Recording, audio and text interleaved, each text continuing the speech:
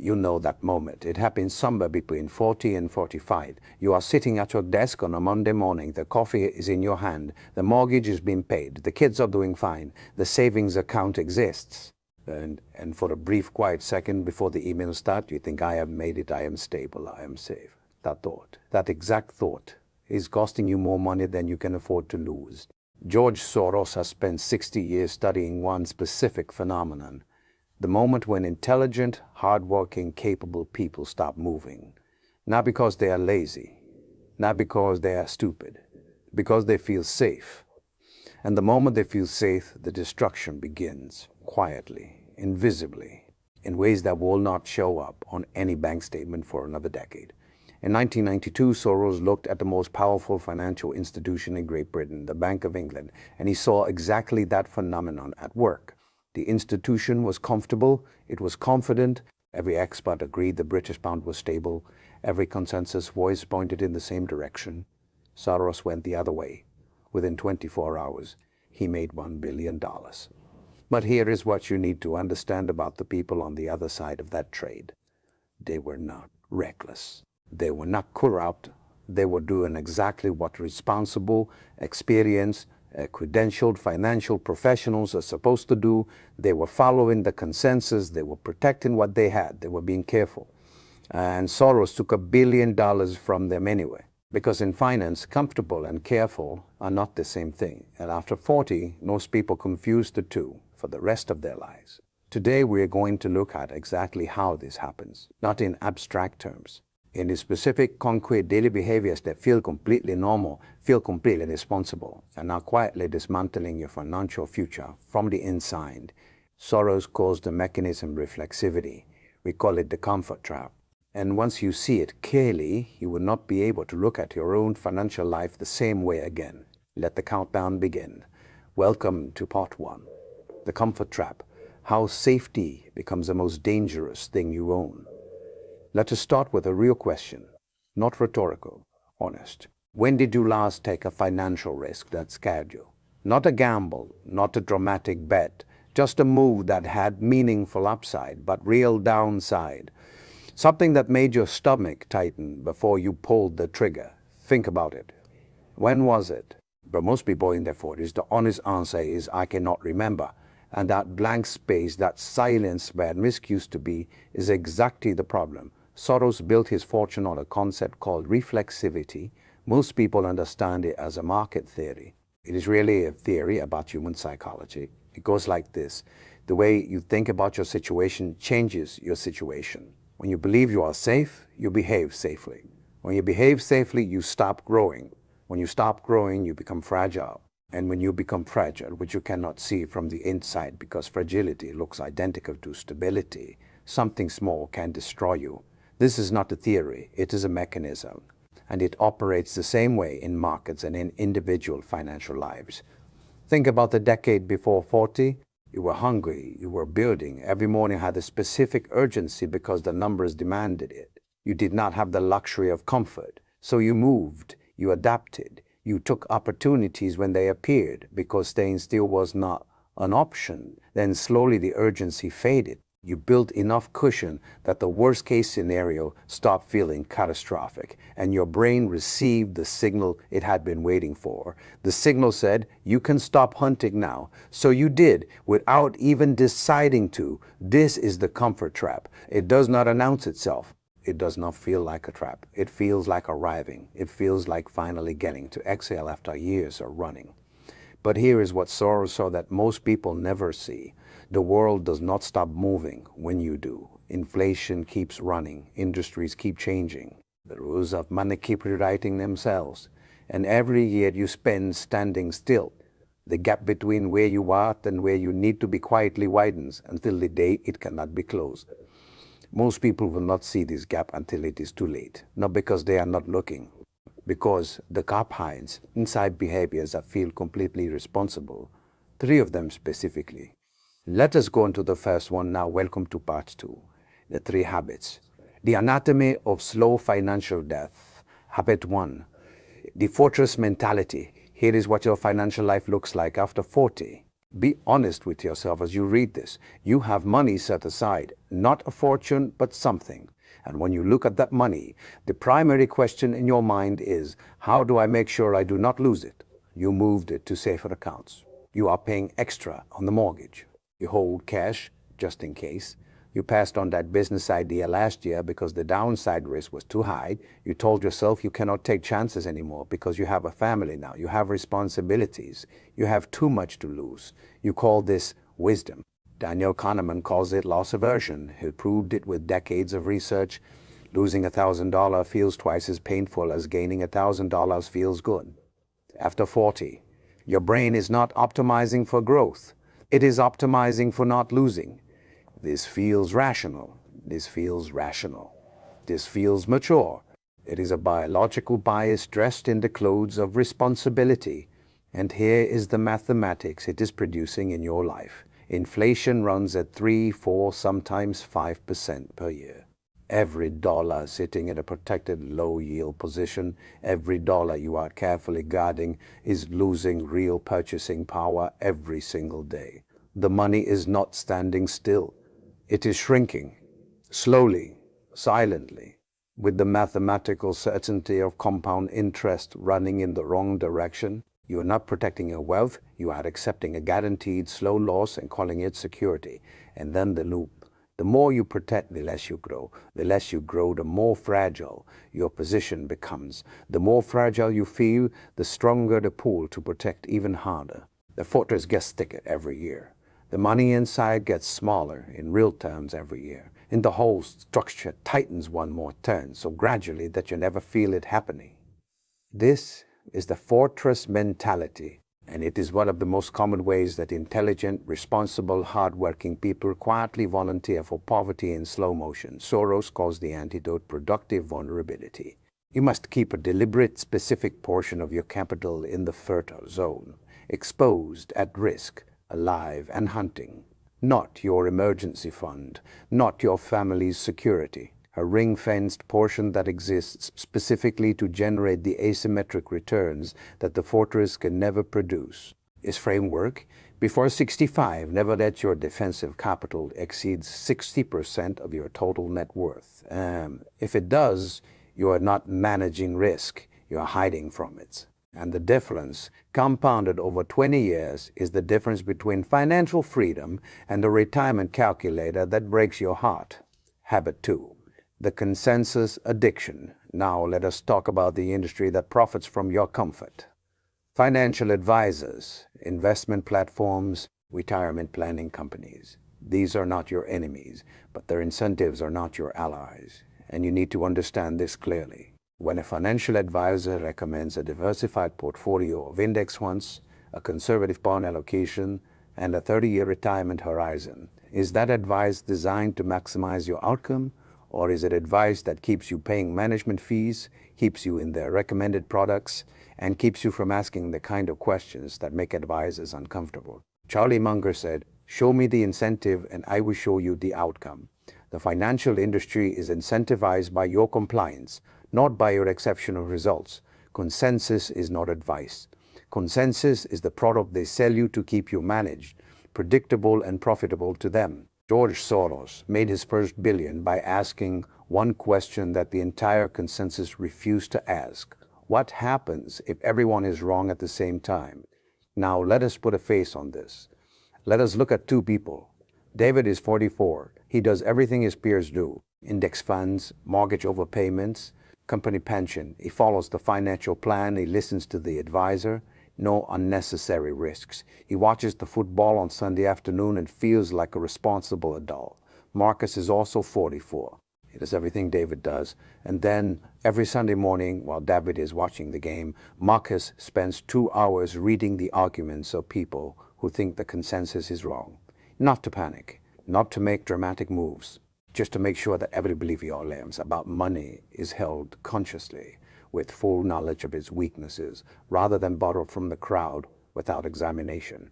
5 years from now, David and Marcus look identical on the outside. Same neighborhood, same cars, same conversations at the barbecue. 20 years from now, Dalbar's research tells us exactly what separates them. The average equity investor, the David, underperforms the market by 4 to 5% every single year. Not because of bad picks, because he buys when the consensus buys and sells when the consensus panics. He follows the herd in both directions and loses in both directions. On a $200,000 portfolio over 20 years, that is $340,000 that David never sees, not lost to bad luck, not lost to market crashes, transferred quietly, completely, permanently to the people who asked better questions. This Sunday, what is your version of the game on television? What financial assumption are you holding right now that you have never seriously questioned? What does everyone in your circle believe about property values, about job security, about acceptable risk? And when did you last sit down and genuinely ask what happens if all of them are wrong at once? That discomfort you feel reading that question, that is exactly the feeling David never allows himself to have. And it is exactly the feeling that separates the people who arrive from the people who spend their retirement wondering what happened. Habit 3, the identity calcification. This is the hardest one to see because it lives inside your accomplishments.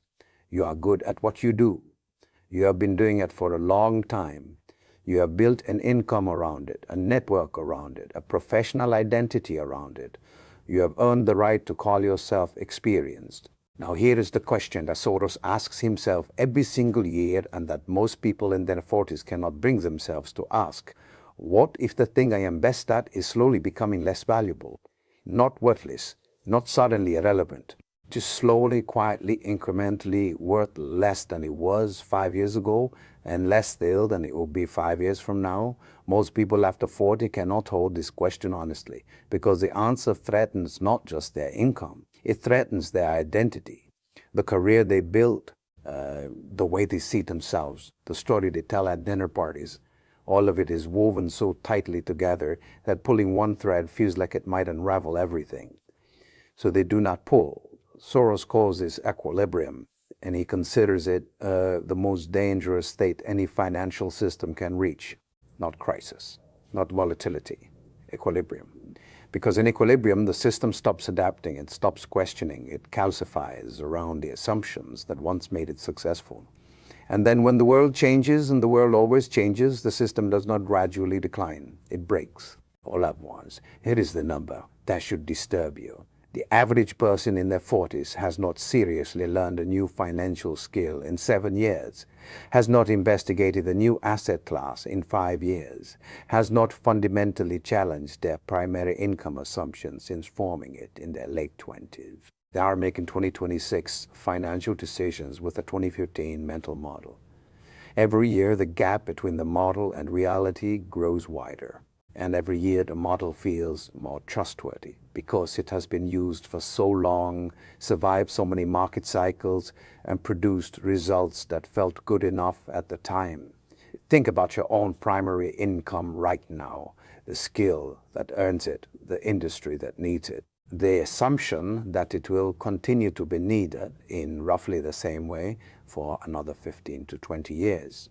When did you last sit down and genuinely try to destroy that assumption? If you have not done that recently, if the idea of doing it feels disloyal to the career you have built, then you have identity calcification. And it is working against you every single day, invisibly, in ways that will not become visible until they can no longer be reversed. Welcome to part 3, the reflexive loop. Why this is almost impossible to see from inside. Now here is the thing that makes the comfort trap so dangerous.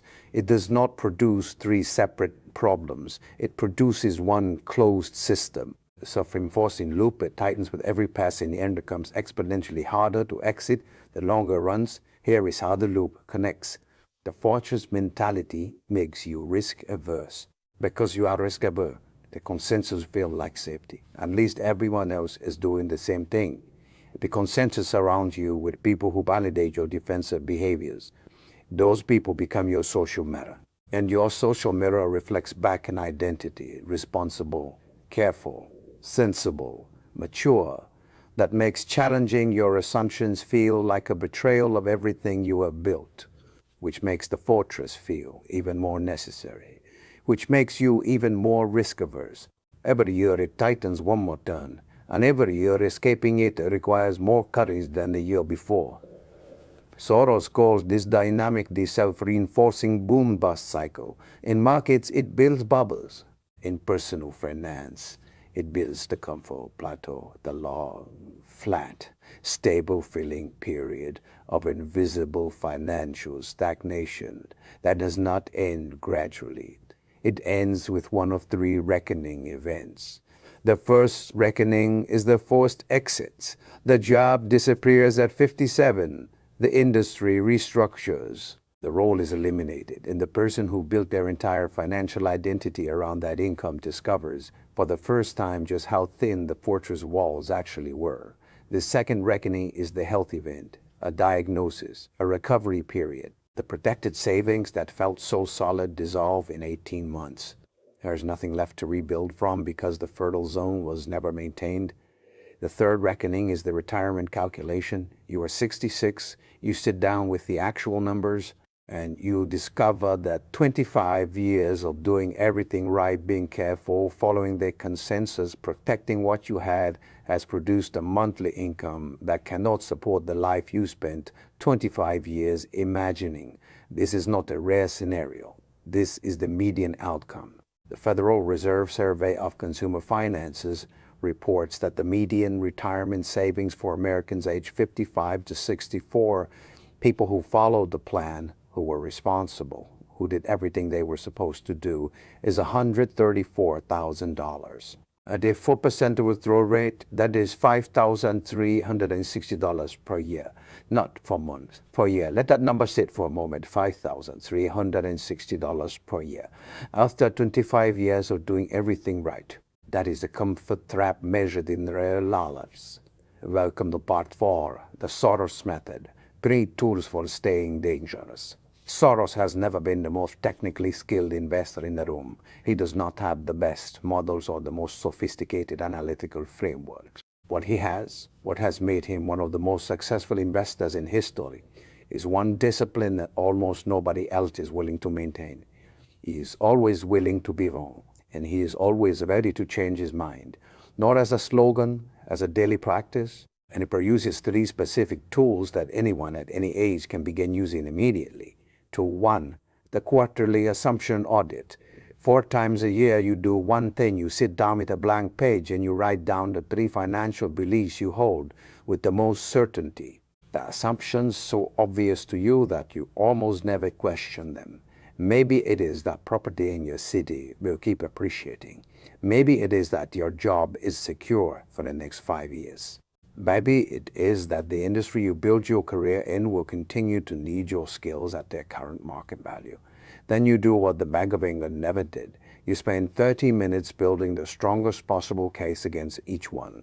Not to abandon your strategy, not to panic, to make sure you are holding these beliefs consciously with full awareness of their vulnerabilities rather than reflexively as unexamined inheritances from a world that may no longer exist. Soros calls this defensive intelligence. The investors who lost money in 1992 were not unintelligent. They were unexamined. They held the conviction the pound is stable without ever seriously asking what would have to be true for that conviction to be wrong. Soros asked. The answer made him $1 billion, 4 times a year, 30 minutes each time. That is the entire price of not being the Bank of England. Tool 2, the asymmetry allocation. Most people after 40 build symmetric financial lives. Good economy, you grow a little. Contraction, you lose a little. The range of outcomes is narrow, predictable, and slowly eaten by inflation. Soros builds asymmetric positions. He limits his downside absolutely. Then he looks for situations where the upside has almost no ceiling. The personal version is straightforward. You ring-fence 10 to 15% of your investable assets, not the emergency fund, not the retirement account. A specific, intentionally separated allocation deployed only in asymmetric situations, where the worst case is a limited survivable loss and the best case is transformational, a stake in an early-stage business you believe in, a position in an asset class the consensus is currently ignoring. An investment in a skill or credential that could step change your earning power. A calculated bet that runs directly counter to what everyone in your financial circle is currently doing. If these bets fail, the 85 to 90% in the main structure absorbs it. You survive. The machine keeps running. If one of them works, truly works, the return can be 10 times, 20 times or more. And one return like that can do more for your financial picture than 20 years of careful symmetric accumulation ever will. This is productive vulnerability, not gambling. A deliberate, disciplined, ring-fenced portion of your financial life kept permanently alive, exposed, and hunting. Tool 3. The Identity Reset. Every 3 to 5 years, Soros tears down his investment thesis and rebuilds it from zero, not from the edges, from the foundation. Yes, if I had no existing positions, no established convictions, no financial history at all, what would I do today? You need to do this with your financial identity. Set aside 2 hours. Sit somewhere away from your usual environment and ask yourself one question. If I woke up tomorrow with no career history, no existing investments, no established habits, what would I build? Not what would I keep. What would I build from nothing? The answer will always be uncomfortable, because it will always show you something you are clinging to that your future does not need. A strategy optimized for economic conditions that have already shifted. A skill whose market value is declining. An identity built around an industry that is moving faster than you are. The identity reset is not about destroying what you have built. It is about choosing consciously what to carry forward, instead of carrying everything forward automatically because it once worked. The difference between those two things is the difference between Soros and every institution that ever lost money to him. Welcome to Part 5, The Window. Why your 40s are the most powerful decade. Now here is the truth that changes everything. Your 40s are not a danger zone. They are a leverage zone, the most powerful decade you will ever have for building real, lasting wealth if you refuse to spend them inside the fortress. Think about what you actually have at 40 that you could not have had at 25.